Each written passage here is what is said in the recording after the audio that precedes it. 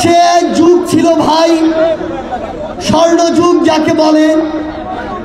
প্রত্যেক যুগের আলাদা আলাদা নাম থাকে। সেই যুগের নাম ছিল হযুগ। কি যুগ? সব কিছুতেই হ, উপরে নিচে ডাইনে বায়ে যেখানে তাকাবেন হ, হ আর হ। নেত্রীর নাম হ দিয়েছিল তো বটেই,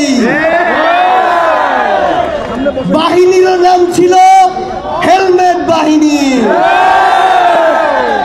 তাদের হাতে হাতুড়ি, হাতুড়ি না থাকলে হকি স্টিক। হয়ের বাইরে এরা যায় নাই, হ ভাই আসলেই যায় নাই। এমনকি সেই হযুগে দেশের সবচেয়ে বিখ্যাত হোটেলের নামও ছিল হ দিয়ে, হারুনের ভাতের হোটেল। এই হোটেলে যারা খেত তারা তো খেতই, হোটেলে যাওয়ার সুযোগ না পাওয়া পাবলিকরা যা খেত তার সবচেয়ে পরিশীলিত নাম হতে পারে হ মারা খাওয়া। কি হতে পারে? হযুগে পত্র পত্রিকা, টিভি ফিভি বলে কিছুই ছিল না। যা ছিল তার নামও ছিল হ দিয়ে, হলুদ সাংবাদিকতা।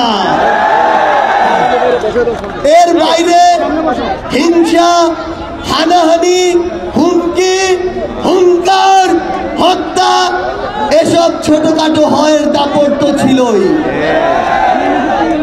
15 বছর পর হযুগের সমাপ্তি ঘটল। হ পালিয়ে গেলেন, যে বাহনে করে পালালেন তারও নাম হ দিয়ে, হেলিকপ্টার। হ দিয়ে শুরু, হ দিয়ে শেষ। আমি ভাবলাম যাক হযুগের অবসান হলো তাহলে। হায়, কিন্তু কিসের কি? এখন আবার নতুন করে হয়ের হাহাকার শুরু হয়েছে। চারিদিকে হয়ের হাউকাউ।